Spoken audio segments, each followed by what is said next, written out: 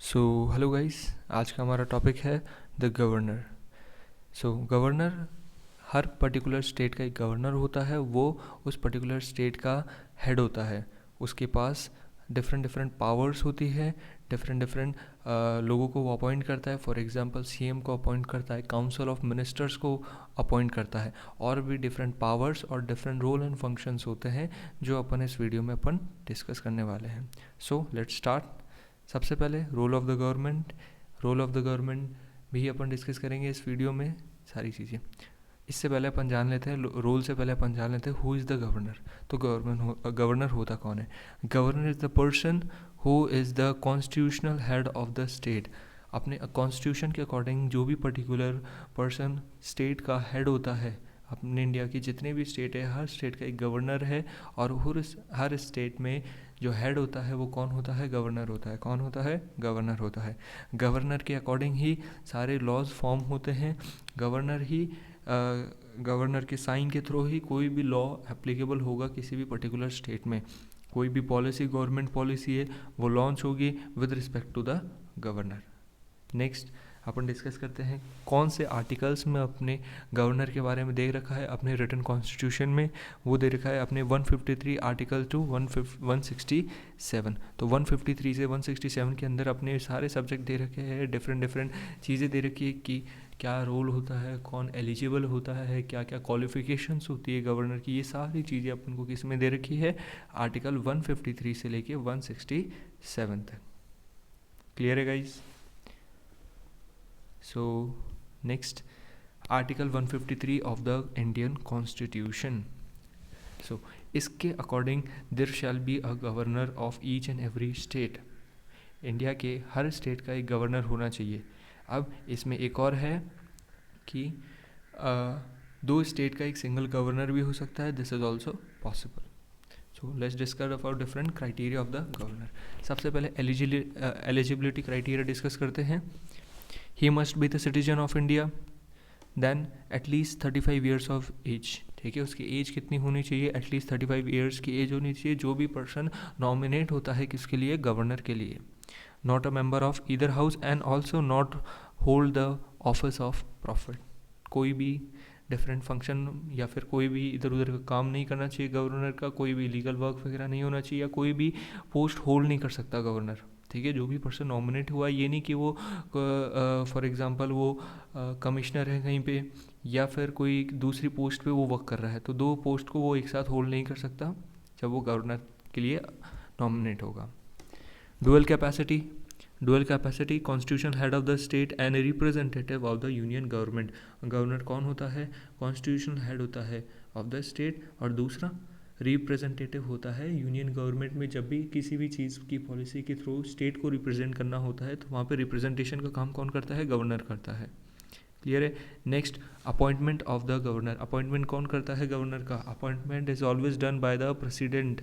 Always done by the president. President ही appoint करता है governor. Next, seventh constitution amendment act in 1956। इसके तहत, ठीक है, एक पर्सन दो स्टेट का क्या बन सकता है? गवर्नर बन सकता है। क्लियर है गाइस?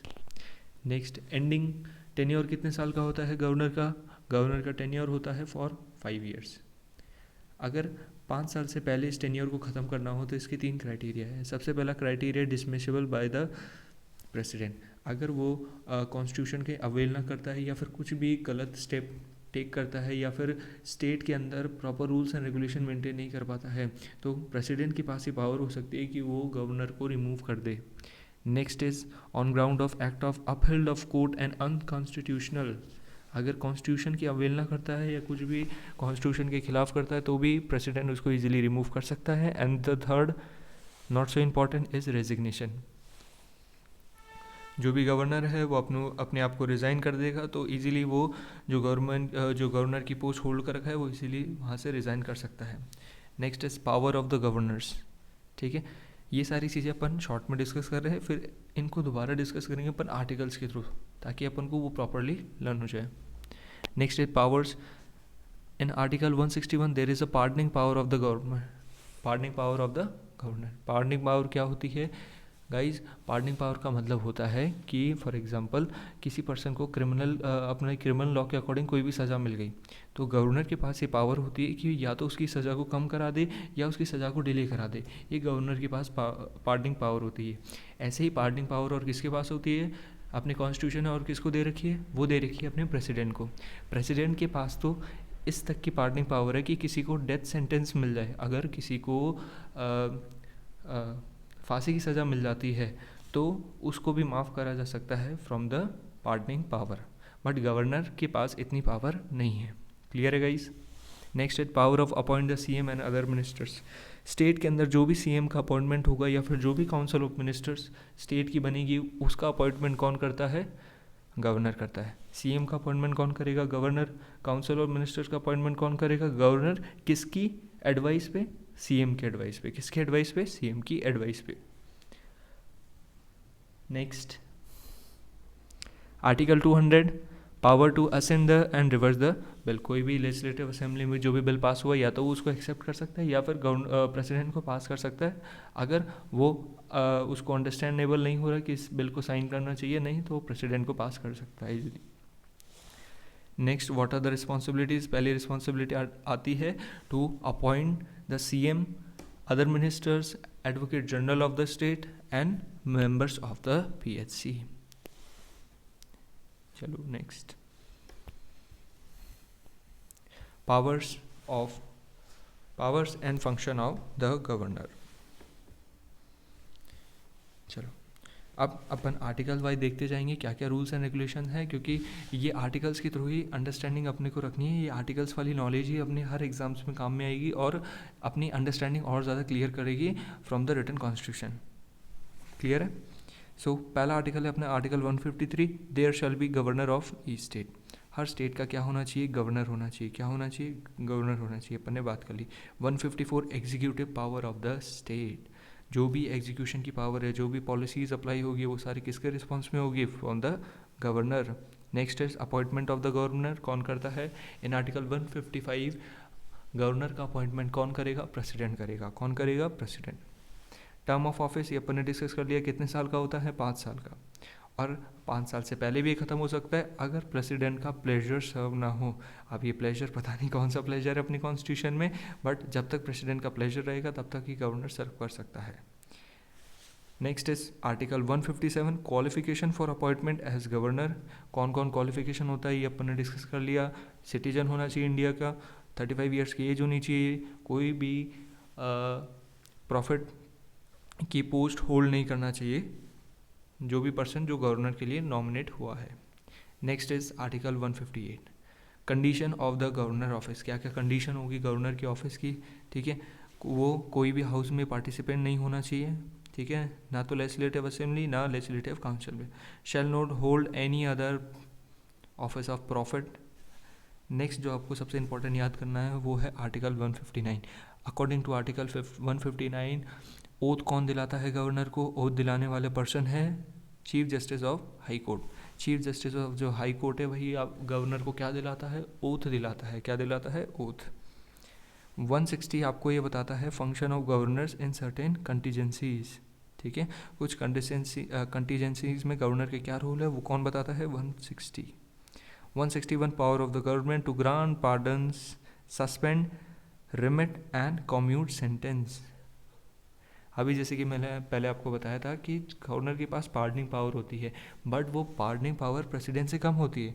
जैसे प्रेसिडेंट जो है वो डेथ सेंटेंस को भी रिमूव कर सकता है, पर गवर्नर के पास इतनी पावर नहीं होती। ऐसे ही गवर्नर कोर्ट के जो मैटर्स हैं या फिर जो कोर्ट की जो छोटी सज़ाएं हैं उनको इजीली पार्डन कर सकता है, पर जो अगर मार्शल लॉ में कोई भी है तो उसकी पावर गवर्नर के पास नहीं है। क्लियर है? In a court martial the governor has no power. Clear है? Can not extend pardon to a death sentence. जैसा कि मैंने आपको बताया था ये सिर्फ पावर किसके पास है, प्रेसिडेंट के पास है। Only president can extend the death sentence. Last is 162 article, extend of the executive head power of the state. जो भी स्टेट की एग्जीक्यूटिव पावर्स है उसको क्या कर दे, एक्सटेंड कर दे। वो क्या कर दे, एक्सटेंड कर दे। ये कौन सा आर्टिकल बताता है अपन को, 162। क्लियर है गाइस? सो नेक्स्ट,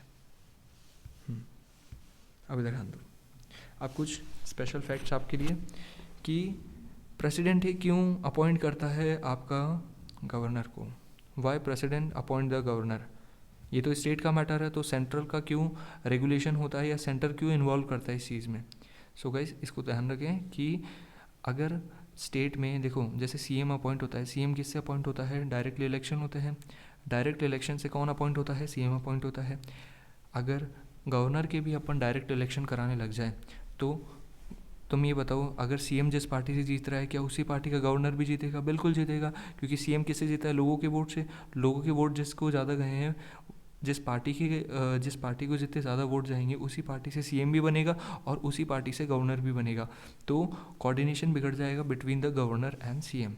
अब इससे क्या होगा कि सीएम और जो गवर्नर है वो सेम पार्टी से है। अब क्योंकि दोनों सेम पार्टी से हैं तो दोनों अपने ही रूल्स एंड रेगुलेशन लगा के पूरे जो स्टेट की जो कंडीशन है वो पूरी तरीके से ख़राब कर देंगे।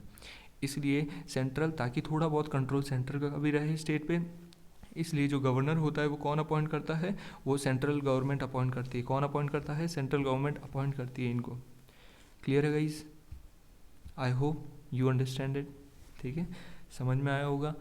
सेंट्रल का और स्टेट का जो पावर डिस्ट्रीब्यूशन है वो बहुत ज़्यादा इंपॉर्टेंट है, ताकि सोसाइटी में एक बैलेंस क्रिएट हो सके और प्रॉपर ग्रोथ एंड डेवलपमेंट हो। स्टेट जो बजट देता है, सेंटर को जो बजट मिलता है, स्टेट को जो बजट मिलता है सेंटर से, वो भी सारा रेगुलेट होता है फ्रॉम द गवर्नर और by the central government. Clear है? इस चीज़ को ध्यान रखना है। So this is all about power of the governor. I hope आपको समझ में आया होगा कि क्या क्या गवर्नर की पावर होती है, क्या क्या वो रूल्स और रेगुलेशन उसको फॉलो करने पड़ते हैं। क्लियर है guys? So thank you so much for watching. I hope you like the video and you like the content of the video. Do subscribe the channel and get ready for the next video.